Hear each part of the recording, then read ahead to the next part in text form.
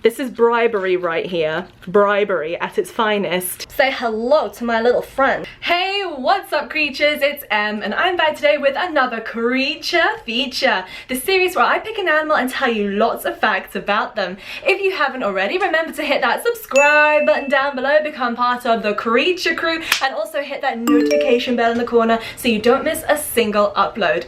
Also because YouTube likes to hide my videos for some reason, so you might just want to make sure that you're actually still subscribed and that you actually have got the notification bell on. Just saying. Every one subscription means a kiss for Niffler. Or Dobby or somebody else.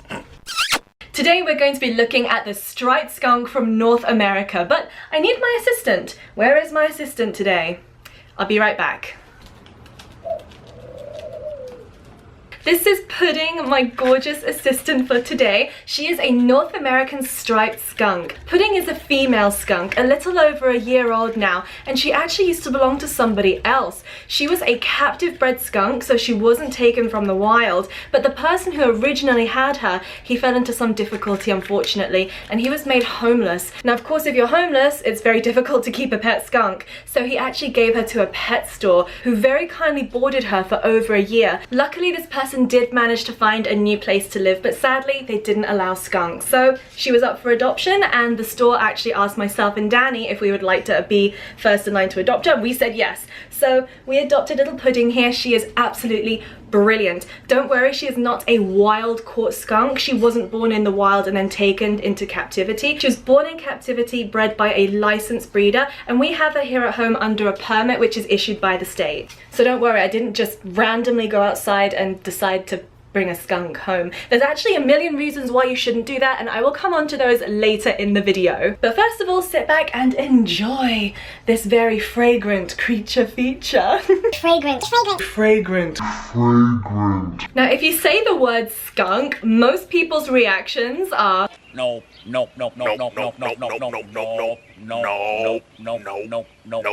That's because skunks are notorious for the foul odor they can produce when they're scared or when they're threatened. And we'll talk a little bit more about their special fragrance a bit later on. Just like us, skunks are mammals. They are covered in fur or hair, they give birth to live young, and they feed their babies on milk. Baby skunks are called kits, like kittens, but just kits for short. Typically speaking, in a striped skunk's litter, you'd be looking at between 4 and 6 kits. And we're now just eating the inside of my shirt, which is lovely. That's great. Skunks are born in late April all the way through to early May, so around about now when I'm uploading and editing this video. Just like many mammals, kits are born completely blind and very deaf, and they are reliant on their mother, but they do quickly grow and learn to forage for food, and by the age of 3 months they are completely independent from their parents. It took me more like 23 years for complete independence. Sorry, mum and dad. Skunks are predominantly a nocturnal species, which means that they predominantly wake up at nighttime. However, they will wake up at dawn and dusk as well, so it could be argued that they are both nocturnal and crepuscular. When skunks are sleeping, they roll into a ball shape, and this helps them to protect their heads from predators. Achoo! Achoo! Emma is extremely allergic to skunks and has to put it down for a couple of minutes. To sleep, they're happy to invade the dens of other animals or sleep in tree hollows or even a dark shed. Mostly they just like anywhere where it's cool and dark. Skunks are omnivores, or as I like to call them, omnivores, because they eat practically everything. They're happy to eat invertebrates like worms, for example, which are one of their favorite food. I mean, literally, if it smells like food, they are going to eat it, whether it is a deceased animal such as roadkill, berries, sweet roots, nuts, any leftover food from garbage cans that they find, chicks that they find nesting on the floor, anything. If it smells like food, they're going to eat it, including Emma's fingers. Don't eat my fingers. Their ability to handle so many types of food is partially what makes them such a successful species. They literally will eat everything and anything, even when it's not that good for them. In captivity, this can cause a bit of a problem because they're very prone to obesity. For the kits that make it through their very first winter, sadly, the average lifespan is only between 2 to 5 years for a wild skunk. In fact, 5 years would be really pushing it. Of course, in the wild, they have roads to contend with. The sounds and the lights from roads really confuse them and disorientate them. Because of this, skunks are often caught in road traffic accidents. But in captivity, the average lifespan of a skunk is much, much longer.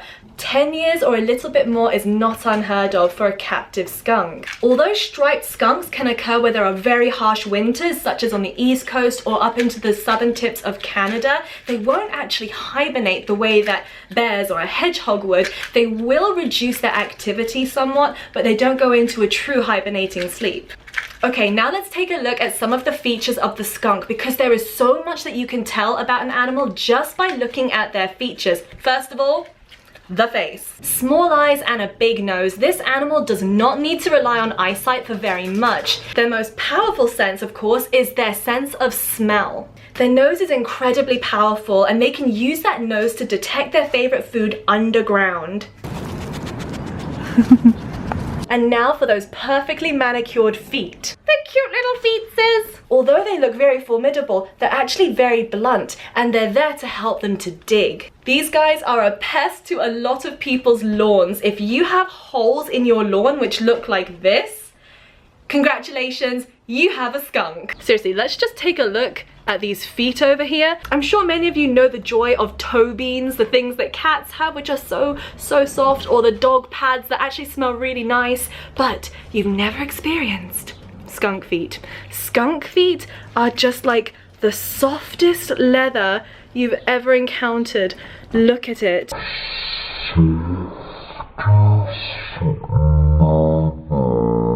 Just look, it's just so cute. Oh my god. Here, take it. Take your vitamin paste. Lastly, color. Just looking at this skunk, it's high contrast, and usually animals which have a high contrast, either black and yellow, black and white, that is a sign of danger. Their color, the black and white, lets other animals know that if they come any closer, they are going to get sprayed. Yes, sprayed. We've come to their #1 defense, what they're very famous for, that foul odor. Skunks don't smell bad all of the time. They do have a body odor very similar to ferrets, but they don't have that very famous feared smell unless they themselves are scared or threatened. It's also a misconception that skunks smell bad because they fart. Skunks can fart. I would know. Yes, they can.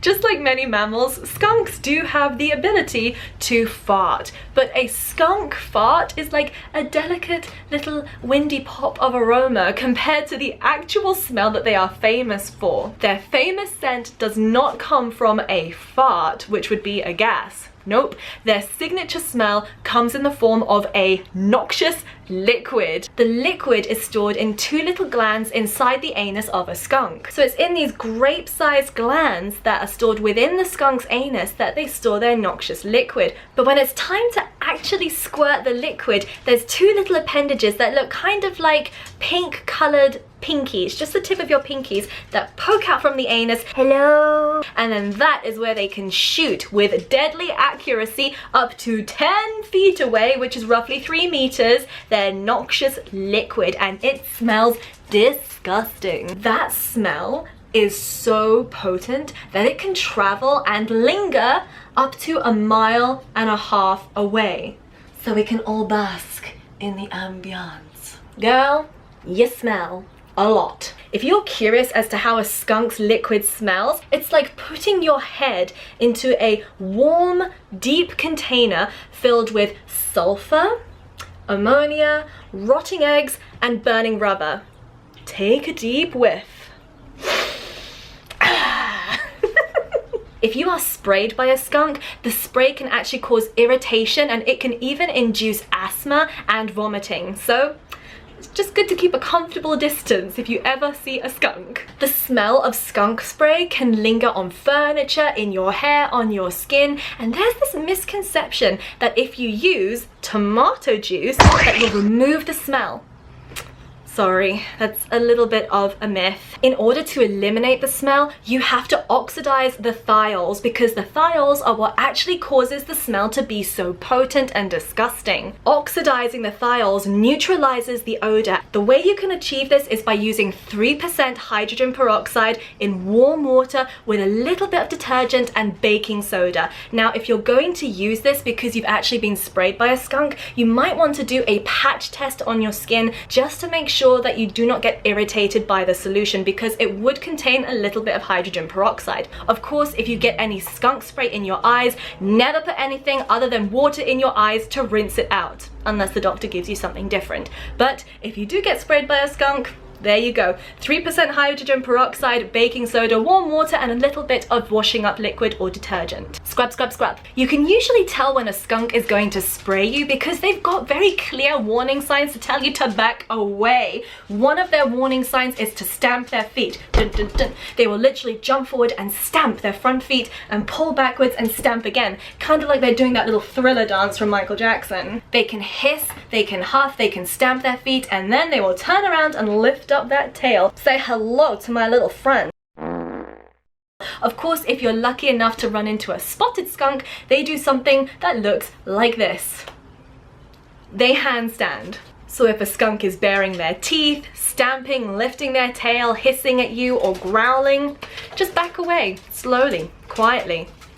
And count your blessings that you don't get sprayed, because then you're just gonna stink for days. Now, earlier in this video, I did mention that I didn't just go out and trap a skunk. There are some very good reasons why you don't just go out and trap a skunk. Skunks are a rabies vector species, which means that they very prevalently carry rabies. Rabies is transmitted through the saliva of infected animals, so a bite from a skunk with rabies can be fatal to either yourself or your pets. If you're worried about rabies in skunks, these are some of the things that you can look for. Salivating, being out and about during the day, because remember, they are a nocturnal or crepuscular species, so they really shouldn't be out in the daytime unless they are either injured or maybe have rabies.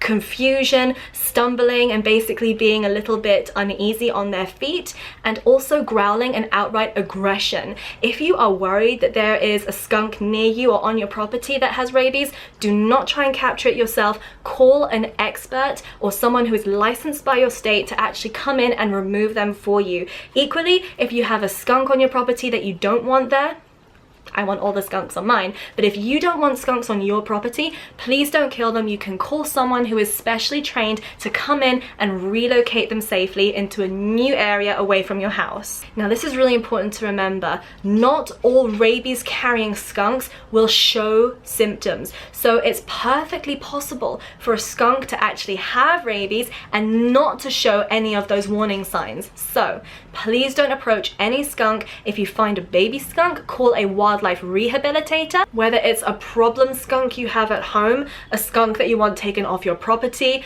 an abandoned baby, or an injured skunk on the road, please do not touch it yourself. And if you happen to be scared of skunks, that's okay. But just remember, skunks are 100 times more scared of you because we are so much bigger. And also, they're more likely to hide if they hear you coming. So chances are that if there's a skunk around, it's not going to come out and surprise you. It's just going to hide away and hunker down and hope for food until you go away because you are the threat. Sadly, that is all that we have time for today, but I hope that you enjoyed this creature feature. If you did, leave a comment down below with either your favorite skunk fact from today or one that you might know that hasn't been included in today's video. If you can, help to answer people's questions just to help that knowledge train go round and round. And also, if you haven't, remember to hit that subscribe button, become part of the creature crew, and also hit that notification bell so you don't miss a single upload. Thank you guys so much for watching. I will see you in another video soon. Bye! Say bye, creatures. Bye! Hey, you guys who waited till the end. Bonus weasels! You smell and you smell, but you must smell so good.